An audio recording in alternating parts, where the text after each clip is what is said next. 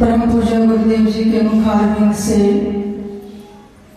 बहुत ही सुंदर शब्दों में, वचनों में संसार, माया, मन, परमात्मा और ध्यान साधना के बारे में श्रवण कर रहे थे और थोड़े ही शब्दों में गुरु जी सारा सार निचोड़ सुना देते हैं।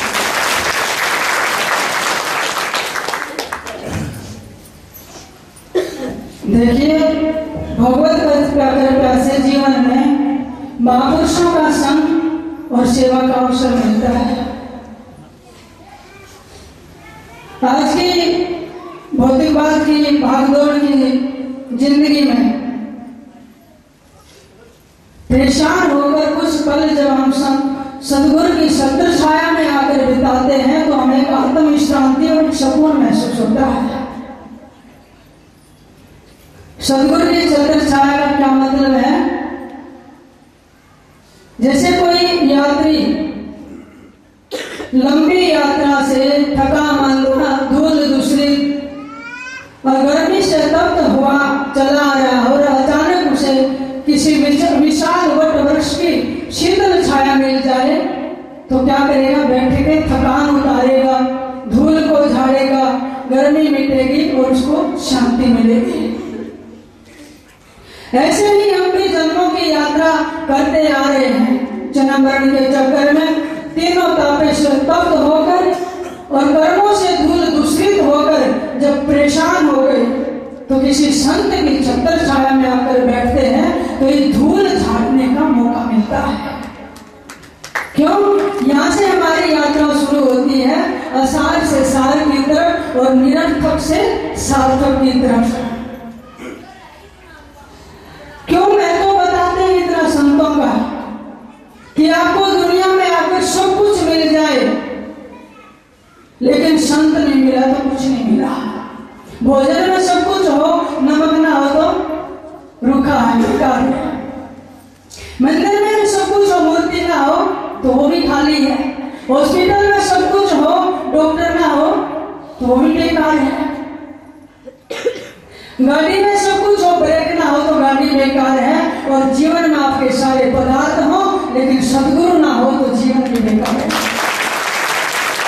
लेकिन सदगुरु कौन? कबीर साहब कहते हैं, कबीर सिंहों के लेंगे नहीं, हंसों की नहीं पात, और लालों की नहीं बोरिया, संत न चले जमात। सब बन तो चंदन नहीं, सूरा का दिल नहीं, सब समुद्र मोती नहीं, यूं साधु जग माही। सब जगह आपको पशुओं के झुंड मिल जाएंगे लेकिन शेर तो किसी किसी जंगल में मिलेगा। मुगलों की पंक्तियां मिल जाएंगी लेकिन हंस तो कहीं कहीं मानसरोवर पर मिलेगा। आपको सब मंडियों में गेहूं चावल की बाजरे की बोरियां मिल जाएंगी, लालों की बोरियां नहीं मिलेंगी। जंगल भी बहुत है लेकिन चंदन के वृक्ष तो कहीं कहीं मिलेंगे। समुद्र भी बहुत है लेकिन सब समुद्र में मोती नहीं है। मनुष्यों की पूरी धार मिल जाएगी लेकिन सूरवीर कोई कोई होता है। सब पर्वत भी बहुत है लेकिन माणिक का सब जगह उपलब्ध नहीं होता। तिल बोते हैं और तिल में तिल नहीं होता। हाथियों का झुंड होता है लेकिन गजमुक्ता मणि किसी किसी मतवाले हाथी में होती है। ऐसे हमारे जैसे दुनिया में बहुत हैं लेकिन संत तो कहीं कहीं मिलेंगे। और बाबा जी कहते हैं अरब खरब लग दर में है रावत कोट अनंत और नाहक जग में आया जिनसे नहीं संत। दुनिया में अरबपति खरबपति पदम नील कुछ भी आपके पास धनवान पदवान रूपवान बलवान कुछ बन जाए लेकिन एक संत के बिना हम गरीब के गरीब हैं। क्यों? जो परम धन परम संपदा युगों से हमारे भीतर विराजमान है उससे बेखबर है। संत उसी की खबर बता देते हैं। तो महिमा बहुत है संतों की। आज वही पवित्र दिन है 650 वर्ष पूर्व भारत की प्राचीन नगरी काशी में सदगुरु कबीर साहब के समकालीन उनके गुरु भाई और स्वामी रामानंद जी के परम शिष्य गुरु रविदास जी की आज पावन जयंती है। और उसमें ऐसे समय का दौर था जब बाह्य आडंबर छुआछूत जात पात में हमारा समाज बटा हुआ था और काशी में विद्वान पंडित काजी सबका जमवाड़ा था। और रविदास ऐसे परम ज्ञानी महासंत थे जिसका पिता ने भी अलग करके गांव से बाहर कर दिया, समाज ने बहिष्कार कर दिया, लेकिन हिम्मत नहीं हारी, परमात्मा की अखंड भक्ति में लगे रहे और अपना कर्म में निष्ठा रखी, परमात्मा को प्राप्त हो गए। ज्ञान कर्म और भक्ति तीनों का ऐसा त्रिवेणी संगम था रविदास जी का। भले ही समाज ने बहिष्कार कर दिया लेकिन वो खुश रहते थे। झोपड़ी डाल के आए गए संतों की जुत्ती काटते, उनकी पत्नी संतों के लिए भोजन बनाती, परमात्मा की भक्ति करते। सांसारिक जीवन में मर्यादा और संयम का अच्छी तरीके से निर्वहन करते हुए जो परमात्मा की भक्ति योग साधना करता है और संतों की सेवा करता है, अपने कर्म में निष्ठा रखता है, उससे बढ़कर कोई जीवन नहीं होता है। और रविदास जी कहते थे जात भी ओछा कर्म भी ओछा, ओछा किशोर हमारा और नीच से प्रभु ऊंच किए हैं कह रहे दास जमारा। लोग कहते हैं अरे तेरी तो जाति ओछी है, तेरा कर्म भी ओछा, तू ढोल घसीट के लाता है, चमड़े का काम करता है। वो कहते थे भले ही समाज ने फेंक दिया लेकिन जब से सदगुरु के चरणों में आए तो एक दिशा मिल गई और इतने कीमती बन गए कि दुनिया में हर बाजी जीत कर हम मशहूर हो गए। इतना मुस्कुराए कि आंसू दूर हो गए। दुनिया ने हमें कांच समझकर दूर फेंक दिया था लेकिन सदगुरु के चरणों में आए तो कोई नूर हो गए। और सच में जीवन कोई नूर हो जाता है। बुरा डायमंड हीरा दिखा ना कैसा चमकता है, भले ही वो कोयले से बढ़ता है लेकिन वो रूपांतरित होकर बहुत कीमती बन जाता है। कोयला काम आता है चूल्हे में जलाने के लिए, राख हो जाती है। हमारा जीवन ऐसा ही है। जब हजारों वर्षों सैकड़ों जंगलों में दबा रहता है, इतना कोयला दब जाता है तो उससे हीरा बनता है। ऐसे ही कसौटियों में वृक्षों में उतर कर सदगुरु कोयले से हीरा जैसा जीवन प्रदान कर देते हैं। और ऐसा जीवन वो कहते थे जीवन में निरंतरता का होना जरूरी है। देखो हमें संतों के जीवन से क्या आदर्श चरित्र मिलते हैं। रुका हुआ पानी सड़ जाता है, ऐसे ही जीवन में रुक जाएगा तो दुर्गंध हो जाएगी। तो कहते थे बाहर से सक्रिय रहो, अंदर से निष्क्रिय रहो। और संसार में दो चीज करिए, एक वस्तुओं से भागिए मत, एक चिपकिए मत। तो चिपकेंगे राग पैदा होगा और भागेंगे तो द्वेष पैदा होगा। तो रविदास जी कहते थे कि काम करना है लेकिन परमात्मा को समर्पित करके, आलस्य नहीं करना, प्रमाद नहीं करना और कर्म छोड़ना नहीं। आज के विज्ञान के युग में देखो मशीनीकरण का समय है, हर चीज काम से हो रहा है। हर व्यक्ति भी मशीनों के साथ मशीन जैसा ही हो गया। हर कोई कह देता अभी मैं तो मशीन की तरह काम करता हूँ, लेकिन अंतर है मशीन का एक तन होता है लेकिन मन और आत्मा नहीं होती है। करिए आप मशीन की तरह काम, लेकिन मशीन का संचालन उसका मालिक करता है। मशीन खराब हो जाए तो भी मालिक पे डिपेंड करती है। इसी तरह अगर मशीन की तरह काम नहीं करना है तो सबसे बड़े इंजीनियर परमात्मा के हाथों की मशीन बनिए और फिर से सुख है, दुख है, लाभ है, हानि है, उस मालिक के चरणों में समर्पित अधीन होके करिए। तो रविदास जी जूती काटते थे और परमात्मा का भजन करते। एक बहुत बड़ा प्रमाण है उनकी जिंदगी का, मन चंगा तो कटौती में गंगा। हर कोई कहता है। एक ब्राह्मण राजा की तरफ से रोजाना पुष्प चढ़ा के आते थे गंगा मैया को। रविदास जी को भी कहा पूर्णिमा है, चलो आप भी कहने लगे जूती काट रहे हैं, संतों की समय नहीं है, आप 2 पैसे नारियल मेरा भी ले जाओ। और फिर जब गंगा माँ प्रकट हो तो भी देना। और उन्होंने क्या कहा, मेरे को आकर बताना। उन्होंने जाकर दिए, गंगा माँ के हाथ निकले और रविदास जी के साक्षात नारियल और पैसे हाथ में स्वीकार कर लिए। फिर दोबारा हाथ निकले तो एक कंगन दिया कि मेरी तरफ से रविदास को देना। ब्राह्मण को लालच आ गया और जाकर सुनार के बेचाया। सुनार से एक सेठ ने खरीद लिया और उसकी पत्नी जब राजमहल में गई, खुश होकर रानी को दे दिया। रानी ने कहा तो ऐसा कंगन मेरे को दूसरा और चाहिए। सबसे पूछा सुनार से, लेकिन उसने कहा ये तो कोई ईश्वरीय कारीगरी है, हम नहीं बना सकते। फिर पूछा कहाँ से मिला, पूछते पूछते वापिस ब्राह्मण को ही पकड़ा। उन्होंने कहा मैंने झूठ बोली थी, तो गंगा माँ ने रविदास जी के लिए दिया था। राजा और सब व्यक्ति फिर रविदास जी के पास पहुंचे। वो अपने कर्म में भक्ति में लगे हुए। कहने लगे ऐसा कंगन और चाहिए। कहने लगे अच्छा, कठौते में जो पानी था जिससे चमड़ा भिगोते थे और गाड़ते थे, कहने लगे मन चंगा तो कठौती में गंगा, उस गंदे पानी में पवित्र गंगा प्रकट होकर और कंगन उछलने लगे।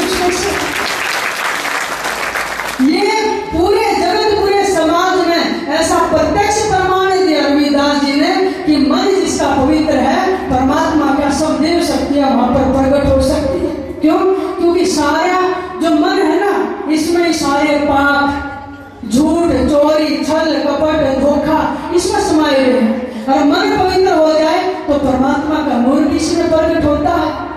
लेकिन अनेक कर्मों की परत इस पर जम गई, मैला हो गया, इसलिए हमें भीतर का नूर दिखाई नहीं देता। जन्म जन्म की वासना हुई इकट्ठी यान, और निर्मल कैसे होएगा सदगुरु लगे न कान। ये मन पवित्र कहाँ होगा? किसी सदगुरु की संगत में। हम अपने कर्मों को याद करके पश्चाताप करेंगे, रोएंगे, और रोने से, आंसू बहाने से सारी इंद्रियां पवित्र हो जाती है। और मन जो है वो चेतना के बहुत नजदीक है। जैसे दर्पण के पास कोई चीज रखो, उसका प्रतिबिंब बनता है, और फिर उस चीज को हटा दो तो प्रतिबिंब कोरा रह जाता है। ऐसे ही मन चेतना के पास, इसको हटा दो प्रतिबिंब कोरा है, उस कोरेपन को जान लेना ही ब्रह्म ज्ञान की प्राप्ति है। तो मन जिसका चंगा हो गया, गंदा नहीं रहा, वासना नहीं रही है, फिर परमात्मा का नूर प्रकट होता है। तो अष्टावक्र जी समझा रहे हैं जनक को कि कैसे हम मन में फंस गए। न तुम देहो न ते देहो, न वो करता भोक्ता वान भवान, चित्र वो हसी सदा साक्षी, निसंकल्प सुखी भवा है। हे जनक, न तू दे है ना देह तेरी है, न तू करता है ना भोगता है, तू तो चैतन्य स्वरूप है, सदा साक्षी है और निरपेक्ष भाव में है। जब कोई अंदर संकल्प आता है, अगर हमने निर्णय ले लिया सही है या बुरा है, तो इसके साथ हमने मन के साथ अपने को जोड़ लिया, तो मन क्या करता? फिर विभाग करता है। क्या? राग द्वेषो मनोधर्म न त्वं मन कदाचन है, तुम निसंकल्प निर्विकारो बोध आत्मा असि। फिर कहते हैं राग द्वेष मन के धर्म है, लेकिन ये मन तेरा कभी नहीं हो सकता है। तू तो निसंकल्प निराकार है और बोध आत्मा है। मन जो है वो बांटने का काम कर देता है। अनेक तरह की इसमें विचार आएंगे, विचार मिलके मन बढ़ जाता है। इसलिए हमने खबर ध्यान कहाँ देना है? नजर रखो अपने विचारों पर, क्योंकि विचार शब्द बनते हैं। फिर नजर रखो शब्दों पर, क्योंकि ये कर्म बनते हैं। फिर नजर रखो कर्मों पर, क्योंकि ये स्वभाव बनते हैं। फिर नजर रखो स्वभाव पर, वो आदत बनते हैं। और फिर नजर रखो आदत पर, क्योंकि वो चरित्र बनते हैं। और नजर रखो अपनी चरित्र पर, क्योंकि उसी से जीवन आदर्श बनते हैं। तो एक आइडियल लाइफस्टाइल अगर आपने महापुरुषों जैसी बनानी है, तो पहले ही विचारों पर, उसके साक्षी कैसे बनना है? सदा साक्षी निर्विकारो भव है। जनक जी कहते हैं कि अपने विचारों का साक्षी बन जा। आए गए जाने दो, सारी बूंद निपट जाएंगी, कुछ नहीं रहेगा। तुम तो अतल सागर की गहराई में डुबकी लगा जाओगे, मन द्रोहित हो जाएगा। लेकिन मन की व्यवस्था है बांटने की, इसको खत्म करना है। तो फिर इन विचारों के उहापों को मिटाना पड़ेगा। कैसा विचार है उसको दूर करना है। हम कैसे बांट लेते हैं फिर कि मैं ब्राह्मण हूं, मैं हिंदू हूं, मुसलमान हूं, मैं शूद्र हूं। अब यहाँ पर ध्यान देना, एक ब्राह्मण पूरा मनुष्य नहीं हो सकता, एक क्षत्रिय या वैश्य पूरा मनुष्य नहीं हो सकता। हमने उस अस्तित्व की अखंडता को तोड़ा है। क्यों? क्योंकि इस पूरा जो विराट अस्तित्व बहुत बड़ा है और इस पृथ्वी पर, छोटी सी पृथ्वी पर हमारा मनुष्य की औकात ही क्या, बहुत छोटी है, लेकिन अलग अलग बांट लिया। स्वामी रविदास जी ने, कबीर साहब ने यही तो संदेश दिया, उपदेश दिया लोगों को, बांटो मत। ये पूरा अस्तित्व से हम जुड़े रहे। अहम ब्रह्मस्मि की धुन उस दिन उठने लग जाएगी जिस दिन पेड़ पौधे पशु पक्षियों के साथ भी तुम अपने को संयुक्त देखोगे। तो रविदास जी के अंदर कब निष्ठा थी? फिर ज्ञान योग। उस समय झाली रानी ने सुना कि रविदास जी ने कठौती से गंगा प्रकट कर दी, चित्तौड़ से चलकर आई और रविदास जी की शिष्य बन गई। बहुत बड़ा भंडारा दिया, यज्ञ की। तो उसमें 700 ब्राह्मण थे। पंगत में बैठे तो रविदास जी भी बैठ के उन्होंने ऑब्जेक्शन उठाया कि हम वेद पाठी ब्राह्मण हैं और ये नहीं बैठ सकता, ये तो अनपढ़ है, आजाद भी इसकी छोटी है। तो रविदास जी ने कहा क्यों नहीं बैठ सकते कि आपने तो जनेऊ धारण नहीं किया। अच्छा जो मंत्र बोले और जनेऊ धारण कर ले वो पंडित माना जाएगा? कहने लगे हाँ। तो रविदास जी ने क्या किया? रापी काटी काग से चीरा अपना गात और कनक जनेऊ काट दिखाए 8 गांठ नोचा। अपना शरीर चीर दिया भीतर से, सोने के सूत के कच्चे नहीं, सोने के जनेऊ दिखाए, उसमें 8 गांठ थी, 9 तार थी।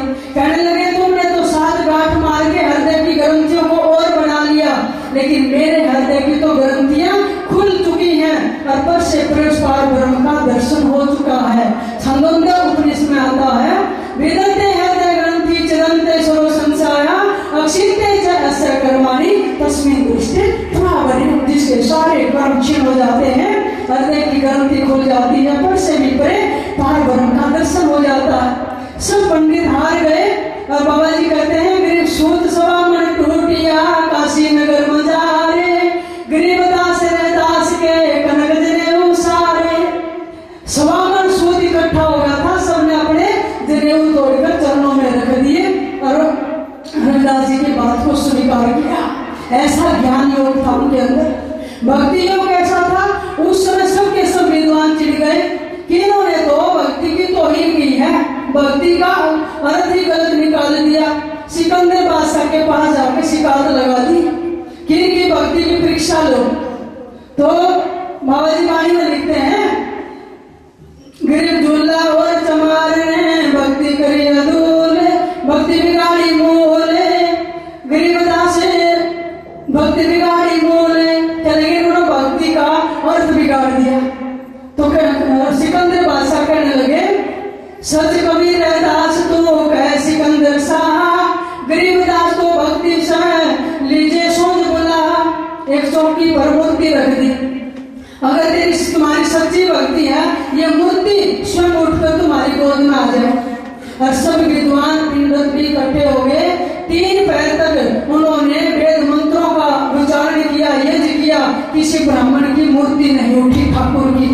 और फिर कबीर साहब और रविदास को कहा राजा ने तुम दिखाओ अपनी भक्ति। तो फिर पता क्या हुआ? गरीब रागरन साहेब सोना उतरे तत्काले, गरीब दास झूले ने सोंजली ने गोदे। कहते हैं उन्होंने परमात्मा से तार जोड़ा और तुरंत मूर्तियों में परमात्मा प्रकट हो गए और मूर्तियां उठकर रविदास और कबीर साहब की गोद में आकर सोच चली फिर पगों से झूले लेंगे गोद, गरीब दास पंडित प्रकट चले 18 बोध।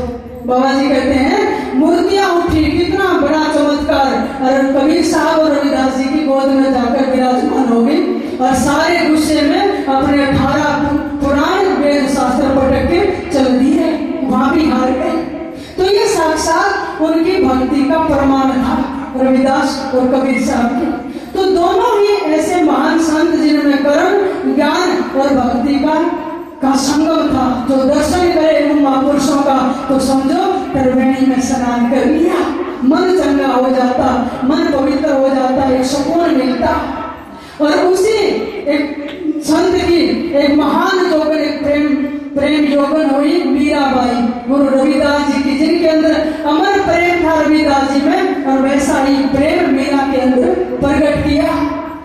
ऐसा नाम का नाता जोड़ा और ऐसी भक्ति जगी, ऐसा प्रेम जगा। मीरा ने सब छोड़कर और ऐसी प्रेम दीवानी होगी, दौलत छोड़ी, दुनिया छोड़ी, सारा खजाना छोड़ दिया और कृष्ण प्रेम में मीरा ने राजघराना छोड़ दिया। सब कुछ छोड़कर और फिर जगह जगह घूमती है। लोगों ने कष्ट दिए, ताने दिए, गालियां दी, इल्जाम लगाए। मीरा के साथ, बेचारी के साथ क्या नहीं किया।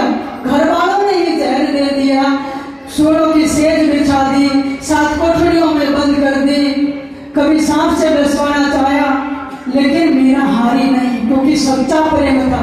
एक बार हारी थी थोड़ी सी, जब टूट गई और जंगल जंगल उदासी होकर फिरती, प्रभु तेरे लिए सब कुछ छोड़ा और कोई दर्शन नहीं दे रहा है, और सारी दुनिया एक तरफ है और तू एक तरफ है। गुरु के पास जाकर रविदास जी के पास रोने लगी, गुरु जी अब मैं हार गई। गुरुदेव ने सिर पर हाथ रखा, बेटी हारना नहीं, जिसके सिर पर गुरुदेव का हाथ है तो जितने तारे गगन में उतने बैरी हो, और जय रखकर प्यार रघुनाथ की तो बाढ़ नवाका हो। मीरा को फिर हिम्मत मिली, फिर कहने लगी गुरुदेव कब दर्शन होगा।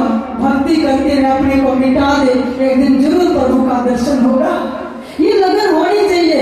कबीर साहब कहते हैं, सो दिन कैसा होएगा हरि मिलेंगे और अपना कर बैठा वही चरण कमल की छांव।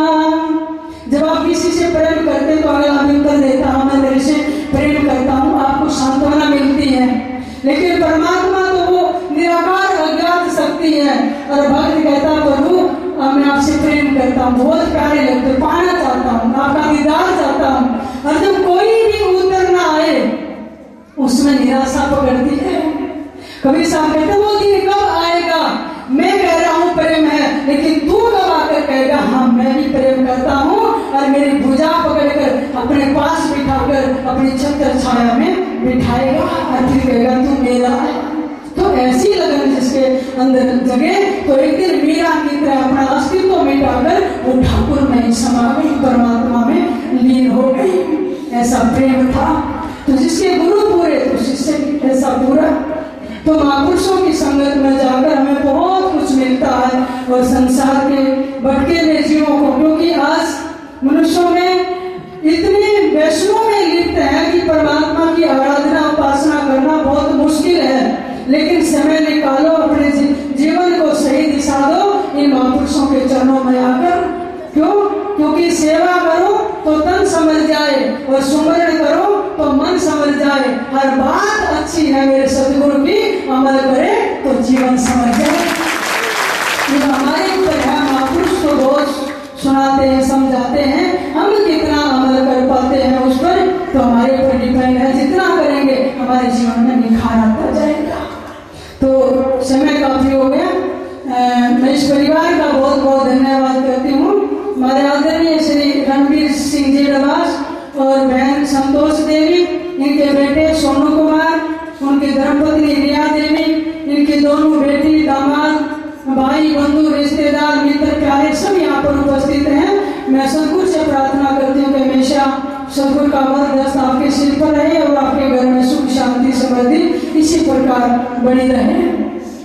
और अगला जो इस महीने में जो संडे का सत्संग है वो 15 तारीख का है। 15 तारीख को संडे उस दिन सत्संग होगा। और सारी संगत का भी, सभी महापुरुषों का, जो भक्त जी जहाँ भी रहकर अपनी ड्यूटी देते हैं, सेवा में संलग्न रहते हैं, आप सबका बहुत बहुत धन्यवाद। अभी एक भजन बोलूंगी, साथ साथ लोग